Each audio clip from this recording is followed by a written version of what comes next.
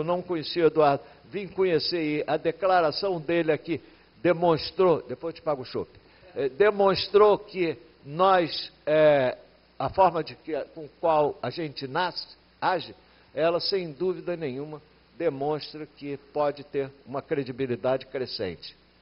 Bom, problemas a serem resolvidos. Tem problema? Tem. Qual? Aumento de escala que demande maiores investimentos. O que é isso? Exemplo típico, nós temos alguns produtos que chega a um determinado nível de produção e aí precisa ampliar. Por exemplo, o chuveiro a gás. E aí o que ocorre? O sujeito precisa de um dinheiro para poder aumentar a fábrica dele. Mas ele tem medo ainda, porque o único patrimônio que ele tem é aquela terrinha onde ele construiu a fábrica dele. Então ele prefere ficar retido ali do que fazer qualquer pedido de um empréstimo que possa colocar em risco os bens que ele adquiriu até aquela data. O mercado para produtos da inovação. Isso é terrível, porque, sem dúvida nenhuma, o mercado é dificílimo. E ocorre uma coisa que é terrível. Há pouco eu conversava com o Miguel e disse assim, olha, Miguel, não é só a gente convencer a rede de supermercado que tem que botar esse produto na prateleira. Depois vai ter que arrumar uma gorjeta para dar ao gerente do supermercado, senão ele não coloca seu produto na prateleira. Ou se for obrigado a colocar, ele coloca escondido. O terceiro, o poder usar mais o poder de compra do Estado. O quarto, a busca de mercado externo. O quinto, a divulgação dos editais para as micro e pequenas empresas. Hoje nós estamos nos 92 municípios, mas nós ainda não temos uma garantia, porque é difícil. O pessoal da área acadêmica, quando é lançado um edital, um informa o outro de imediato. Na área da micro e pequena empresa isso não existe. Finalmente, é uma crença muito forte. A inovação combate o vale da morte, transformando em vale da vida com igualdade social. Muito obrigado.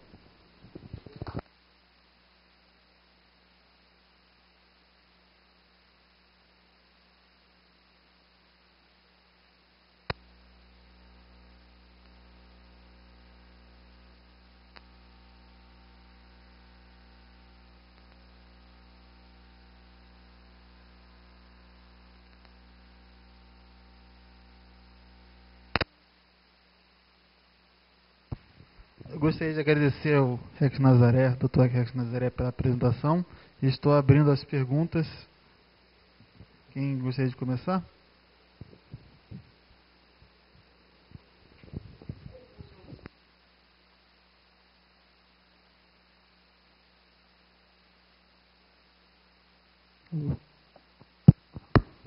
Tudo bem, boa tarde. O sistema... Davi. Davi, da onde? Sou engenheiro florestal. Da onde? Eu tenho um sítio. Mas em que lugar? Sampaio Corrêa, Saquarema. Okay.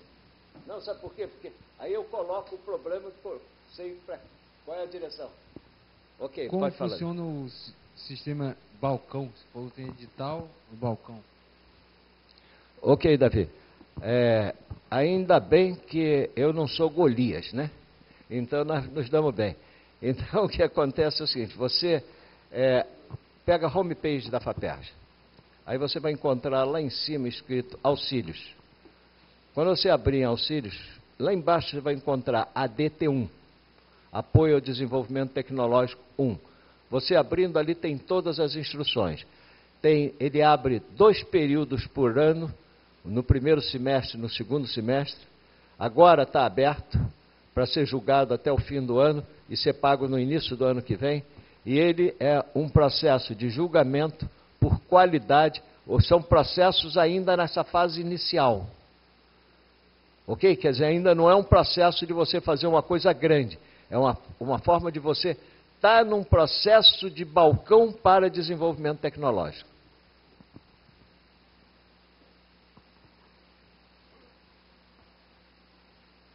Meu nome é Sebastião Soares, eu sou do Clube de Engenharia, Conselho Diretor. Eu estou me animando a fazer pergunta, porque no início da sua fala, O senhor fez uma referência ao seu currículo. Eu também, frequentemente, digo para minha mulher que eu tenho medo de visitar museu, que aí não me deixam sair. Mas isso é só para começar.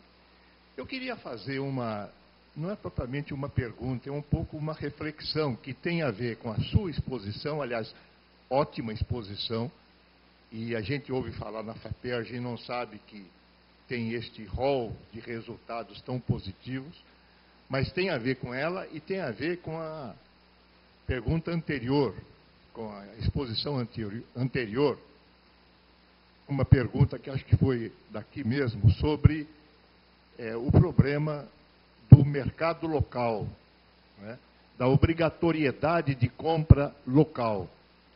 A reflexão que eu queria fazer é que, do meu ponto de vista, a gente já atingiu um estágio em que a gente precisa ter uma norma legal que priorize as compras locais. A 8666, de fato, é um diploma legal que dificulta, porque cria uma burocracia tremenda, não é?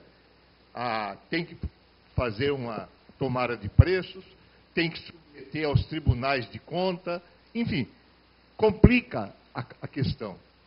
Mas da mesma maneira, e isto é a reflexão que eu quero fazer, da mesma maneira que na parte tributária, o ICMS, de certa maneira, é disciplinado pelo CONFAS, do meu ponto de vista, está chegando a hora de nós criarmos no Brasil, e isto é uma questão para a bancada de parlamentares do Rio de Janeiro, está chegando a hora de se criar os dispositivos, né, à semelhança do CONFAS, que permita priorizar os conteúdos locais, da mesma maneira que a questão tributária do ICMS também é disciplinada. Não é uma coisa que vai surtir efeito daqui a 1 ou 2 anos. Certamente vai surtir efeito daqui a 10 anos. Mas se acontecer isso, nós teremos ganho a guerra. Porque para chegar lá a gente precisa dar um primeiro passo. E o primeiro passo, a meu ver, é essa discussão do conteúdo local, das compras locais. Na sua conclusão, a compra do Estado, as compras do poder público, no mundo inteiro tem um poder alavancador extraordinário. E nós não usamos isso. Então era esta a reflexão que eu queria fazer e a sugestão de que se mobilize. Isso é um problema legislativo, mas nós temos uma bancada, não é do tamanho da de São Paulo, né? Mas temos uma bancada e de alguns deputados muito aguerridos. Está na hora de se mobilizar para se pensar no conteúdo local. Muito obrigado. Eu gostaria apenas, antes de passar para o doutor Chacur, que o que acontece, fazer um pequeno comentário. O americano tem um ato desse tipo, que chama-se Buy American Act, e que foi feito entre a crise de 29 e a Segunda Guerra, e a Primeira Guerra, e a Segunda Guerra, perdão, e que é válido até hoje, tá? E que garante aquilo, e que a cada momento ele inclui coisas do lado de dentro ou não. Eu acredito que está realmente na hora de se tentar bypassar esse tipo de coisa. Ok. Só que eu já emiti minha opinião em relação à lei. O mecanismo semelhante ao CONFAS pode ser uma solução, não sei se é ideal, mas eu concordo que está na hora de, no mínimo, rediscutir essa lei. Tem que mudar, eu não tenho dúvida disso. Concordo. Não sei se o mecanismo seria uma instituição de um CONFAS de 8666, enfim, mas tem que mudar. Conselheiro aqui do Clube de Engenharia e membro da DTE de Ciência e Tecnologia, dirigido pelo nosso colega Miguel Ângelo. A minha pergunta ao nosso palestrante é a seguinte: qual é o resultado prático dos apoios que a FAPERJ tem dado às empresas que estão no nascedouro e precisam vingar. Porque eu gostei de ver essa referência aí, essa cama-banho, né? Cama-chuveiro, não sei o que ela é. É uma cama para alguém tomar banho. Deve ser interessante tomar um banho na cama, né? De maneira que é uma coisa prática e útil, né? Eu gostaria de saber se há outros projetos assim, dessa ordem, coisas úteis na prática. Olha aqui, eu posso dizer o seguinte, eu sou oriundo de uma escola técnica, tá? E eu aprendi lá na origem, ainda no meu ensino secundário, tá? Que tinha que sempre se fazer alguma coisa para ter um produto na mão da gente. E isso eu usei na faculdade, e minha vida, para quem conhece minha vida, foi sempre desenvolver coisas tecnológicas que no final a gente pudesse segurar. Eu posso lhe dizer o seguinte, hoje, num número razoável de projetos, eles já pagam mais de ICMS para o governo do que eles receberam de subvenção. E essa é a primeira afirmação. Segundo, é que um número considerável de produtos já estão no mercado. E esse número considerável de produtos não tem... Qual é a grande dificuldade quando se fala em mercado? É que, eu lhe disse, nós superamos 1.200 projetos. Talvez a gente ainda em 200 não tenha ainda a penetração no mercado que se tem. Agora, qual é a mágica que se faz? A mágica que faz é que, em alguns momentos, a gente dá um jeito. Vou lhe dar um exemplo. Nós apoiamos, o senhor viu, produtores rurais. Então, num município, tem alguns produtores rurais que são apoiados. E nós procuramos, junto ao prefeito daquele município, fazer com que a merenda escolar que ele vai, as coisas que ele vai consumir para a merenda escolar sejam adquiridas daqueles produtores rurais. Com isso, nós estamos começando a tentar formatar verdadeiras cadeias. Esse é um dado importante. E existe uma outra afirmação que é importante, né? E nós temos, inclusive, um engenheiro florestal aqui para confirmar o que eu vou dizer. Há quem plante eucalipto que vai dar daqui a 4 ou 5 anos. E há quem plante carvalho, que vai dar daqui a 30 ou 40 anos, mas a sociedade vai poder usufruir mais. E a gente tanto planta eucalipto como planta carvalho.